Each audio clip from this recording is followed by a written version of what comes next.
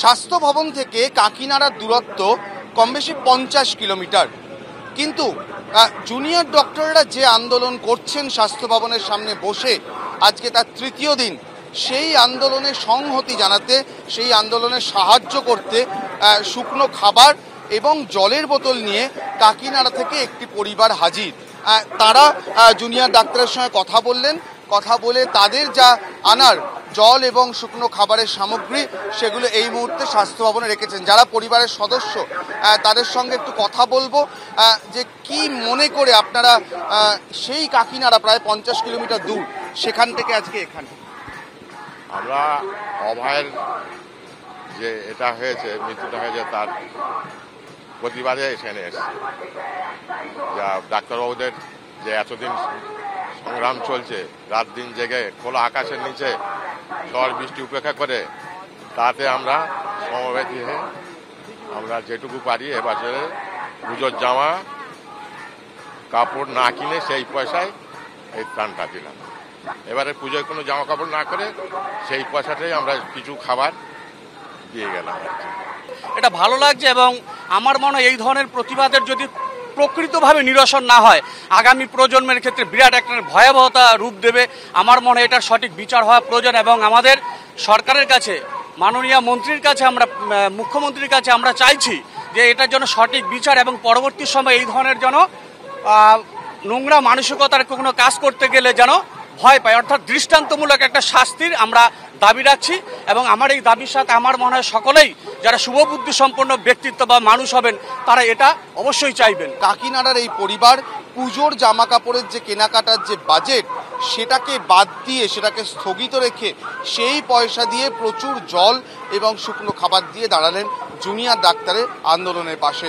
ক্যামেরায় প্রবীর সামন্তের সঙ্গে অরিজিৎ ভট্টাচার্য, এবিপি আনন্দ, বিধাননগর।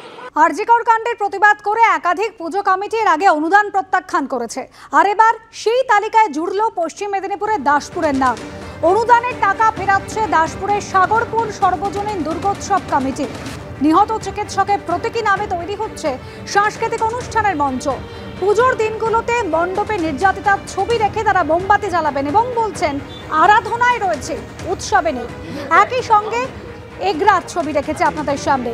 এগরা দীঘা মোড় সর্বজনীন দুর্গোৎসব কমিটি, এগরা থানা এবং এগরার মহকুমা শাসককে চিঠি দিয়ে জানানো হয়েছে যে পুজো কমিটির সিদ্ধান্ত, এবার তারা সরকারি অনুদান নেবেন না, নেওয়া হবে না বিশ্ব বাংলা পুরস্কারও।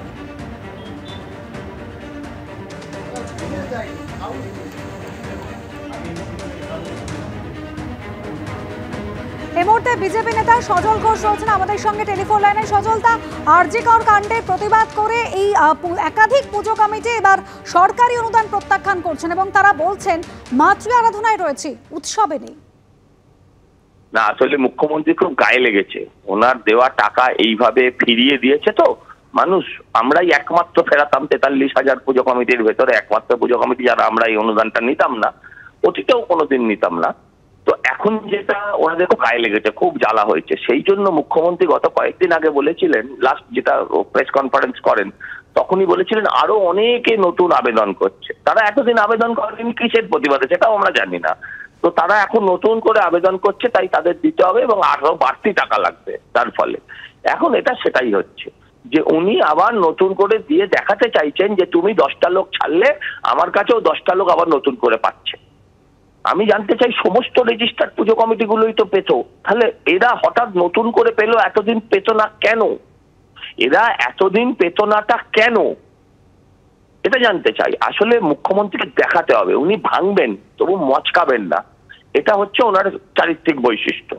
হ্যাঁ, কিন্তু এই নতুন 2-3টে পুজো কমিটিকে যদি দেওয়ার ফলে যদি মনে করেন যে মানুষের ক্ষোভ বিক্ষোভ কমে যাবে, 43,000 পুজো কমিটিকে দেওয়ার পরেও মানুষের ক্ষোভ যখন কমেনি, লাখ লাখ মানুষ যখন তারপরে রাস্তায় প্রতিদিন প্রতিনিয়ত নামছেন, আর বাড়তি 2, 10, 20, 50টা পুজো কমিটিকে বাড়তি দিলে পরে যে মানুষের ক্ষোভ উনি প্রশমিত করতে পারবেন তা নয়। সবাই বলবে হারামের টাকা লুটে নে ভাই, সরকারের টাকা লুটে নে, ছাড়বো কেন, সবাই নিচ্ছে আমি নেবো না কেন, এই পদ্ধতিতে নেবেও আবার আন্দোলনও করবে। এটাই ওখানেই আবার তারা ওই ঠাকুর দেখার প্যান্ডেলেই অঞ্জলি দেওয়ার সময় জাস্টিস ফর আর.জি. কর ওখানেই হবে। দেখুন, আমরা বরাবর এই কথাটা বলে এসেছি এবং আমরা এটা বিশ্বাস করি যে সেটা কোনো লক্ষ্মীর ভান্ডারের মতো সরকারি প্রকল্পই হোক বা পুজোর কোনো সরকারি অনুদানই হোক, কোনো প্রকল্প বা অনুদানের কোনো টাকাই কখনো মানুষের বিবেক, তার চিন্তা ভাবনা, তার শুভবুদ্ধির বিক্রয় মূল্য হতে পারে না। আপনার অনুদানের টাকার বিনিময়ে আমি আমার চেতনাকে আপনার কাছে বিক্রি করব না, এবং এইটা পশ্চিমবাংলার দল মত নির্বিশেষে একটা বড় অংশের মানুষের এটা মনোভাব।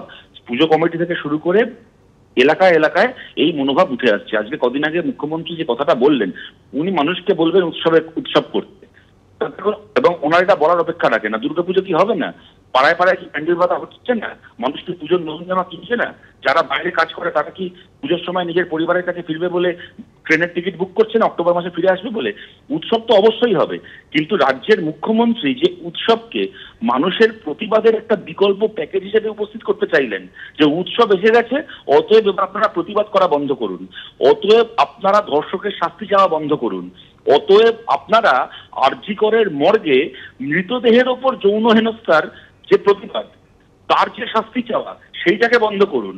করে সবাই ক্যাপ ফাটান, করে সবাই বেলুন ওড়ান, আপনারা আনন্দ করুন, হুল্লোড় করুন, ফুর্তি করুন, যাতে আমরা আমাদের আরজি করের বাহিনী যেন আবার মৃতদেহ বেচার কারবারে ফিরতে পারে। এই যে মানসিকতা মুখ্যমন্ত্রী, এইটা কেন? তার বিরুদ্ধে মানুষ প্রতিবাদ করছেন, এবং আমরা অত্যন্ত খুশি।